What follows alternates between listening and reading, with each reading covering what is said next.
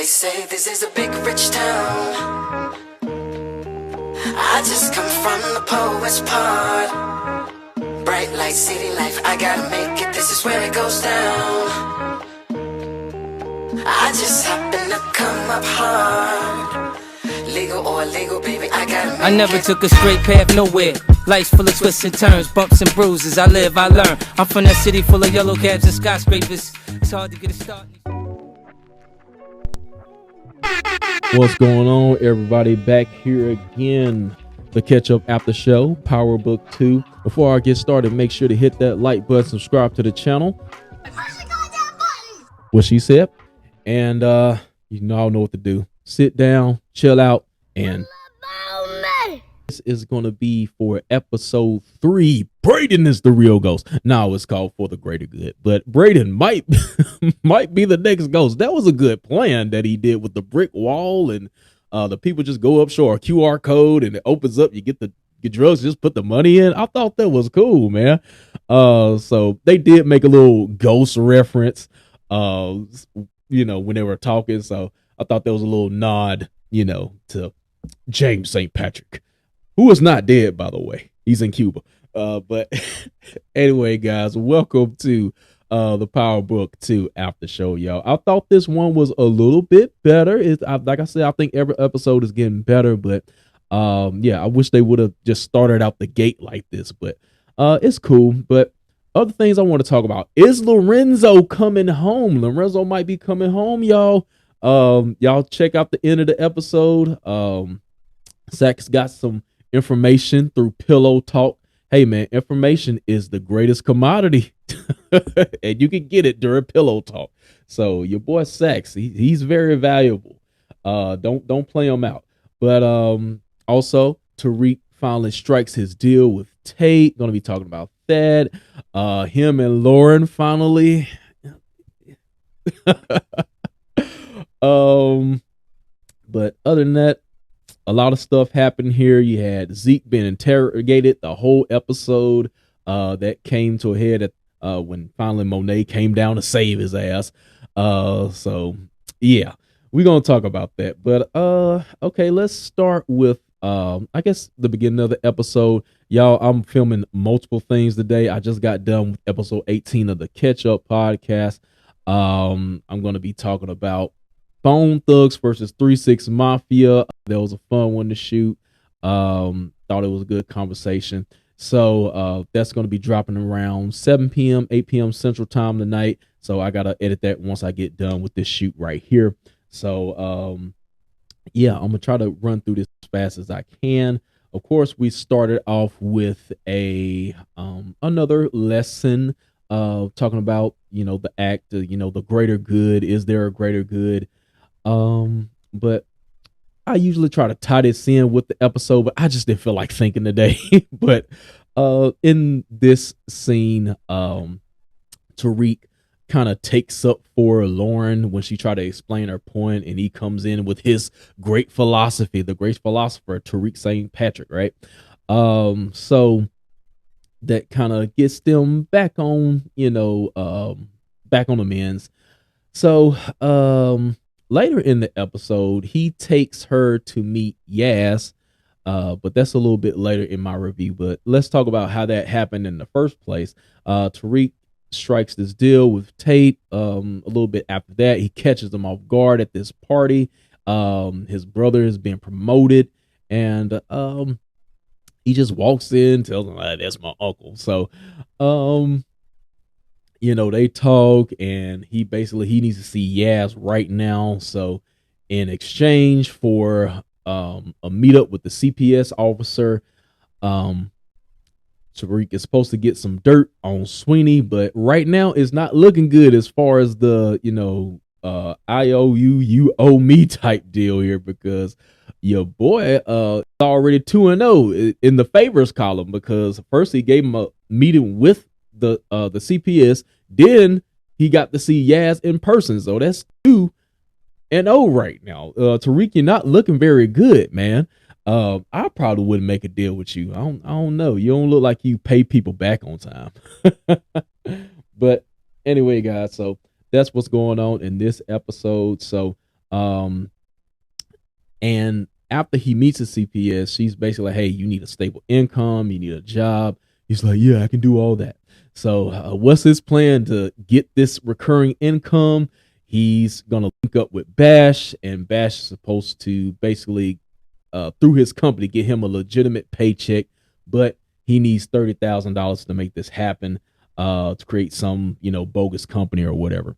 So this is going to lead to potential problems with Braden and Tariq as well, but I'll get into that a little bit later. Kane is going to be gassing up Braden in the episode, so that might lead to the downfall of their friendship, possibly. I don't know. But also, speaking of Kane and Tariq, they had the meetup with Monet, and Monet say, hey, we back in business. Don't y'all touch each other. And that's pretty much it from there. But I think at some point, they just keep alluding to it. We're going to have this at some point in this series, Tariq and Kane. And I can't wait to see it. Kane is probably going to knock him upside his head, unless Tariq learns some judo lessons in the next couple of seasons. But anyway, I don't think Tariq got no hands, man. It would have to be a strict gunfight, but I don't think Tariq is like cold like that with a gun anyway. So if that fight ever did happen, I don't know. Tariq needs some practice. He needs some training first before he go up against Kane. So speaking of Kane, he's chilling with Mecca. Mecca showing him more of his life, and then we meet this guy named Nuff. Yeah, Nuff, like Show Nuff. But so yeah, Nuff is talking a little bit too much at this party, revealing a little bit of Mecca's past. He mentioned about something about Kuwait, and then the cook caught on, and he was like, hey, he called two girls over to kind of distract them. And then he was still doing some more talking. And then the old boy came, choked the life out of him. But, he just put him to sleep. But, so, yeah. But I will mention that, Mecca is probably the first person that just has Kane just shook a little bit. He was just looking over at him when he was getting shook. He was like, am I in the right place? Am I doing the right thing? Maybe he felt like, it seemed like he was questioning his life. But anyway, then we get to Zeke being interrogated, and throughout the episode, old boy's just putting the pressure on him, asking about Carrie. Were y'all involved? Did y'all date? All this stuff like that. And so pretty much he told him no, but that would go against what Carrie said, that they were together. Or I think that's, I kind of forget, but basically, so whatever he said made Carrie's alibi a lie. So that created a problem. And then old boy, he brought out the card, Ramirez's card, and that set things off. And but we'll get to that later in the episode. So after that, Kane is talking to Mecca about Tariq and the problems he has with him. At first, he's reluctant to give up the name, but then Mecca guilt trips Kane into giving him the name, so he finally tells him about Tariq, and then Mecca scopes them out, and he comes to the summation that he can get to Tariq through Brayton. So we get this thing of Kane playing mind games with Brayton, gassing him up, telling him things like, Tariq is your boss, all that stuff like that. And a little bit later in the episode, Brayden is going to need some more money in a quick time and turnaround. So he reluctantly lets Kane, get the money for him. He brings the money to him, but then he has these girls in the truck, and he's just trying to entice them, and he's trying to cause that rift between Tariq and Brayden. So we're gonna see what happens with that, and is he gonna be able to put a divide between them and their relationship? So after this, Tariq goes to meet Yaz, and he brings Lauren along. So it's just going up and down with their relationship, because first she was mad that old girl showed up to her spot. She's like, you bringing bitches to my spot now? What's going on? violation, man. What's going on, Tariq? But so Tariq finally decides to let Lauren a little bit into his life. He goes to take her to see Yaz, and this gives him some P points. A little bit later on, y'all can figure out what the P means. But anyway, so yeah, Lauren might be a ride or die chick, man.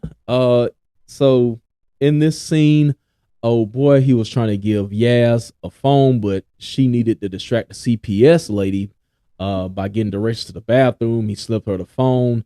How long is it going to be before somebody finds out? I wouldn't trust the cell phone in the hands of a kid, but I don't know. She may be smarter than she looks. I don't know.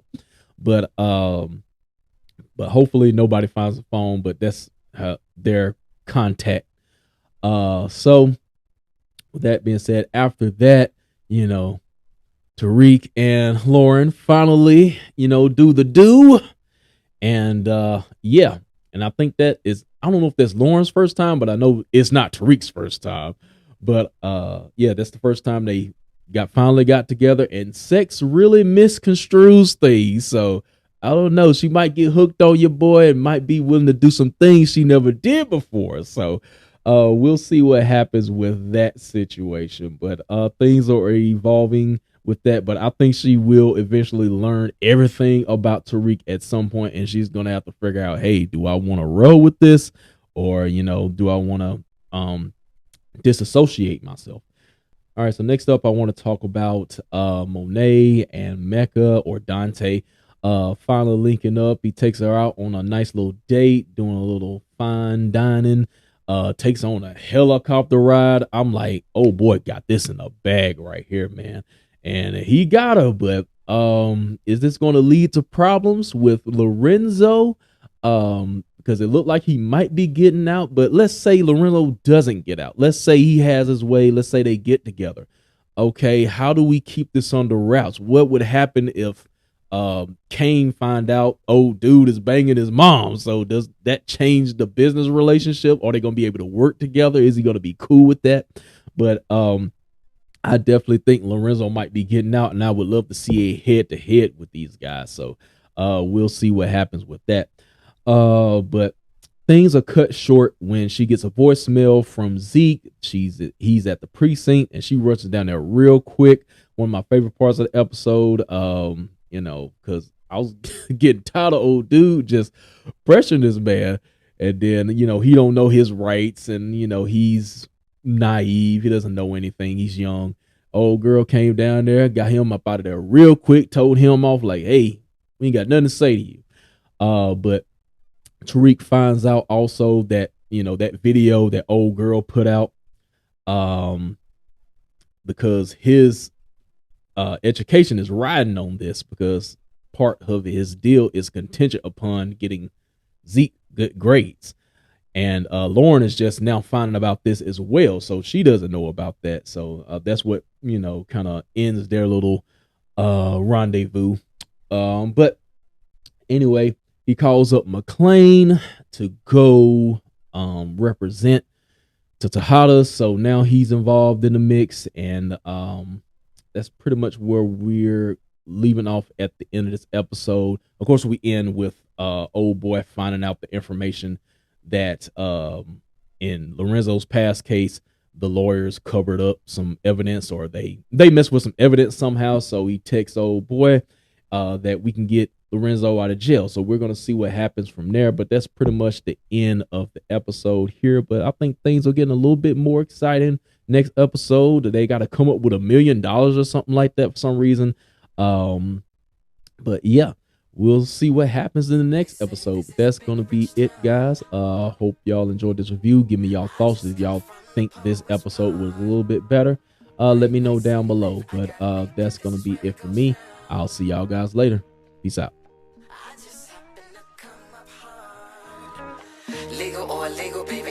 I never took a straight path nowhere. Life's full of twists and turns, bumps and bruises. I live, I learn. I'm from that city full of yellow cabs and skyscrapers. It's hard to get a start in these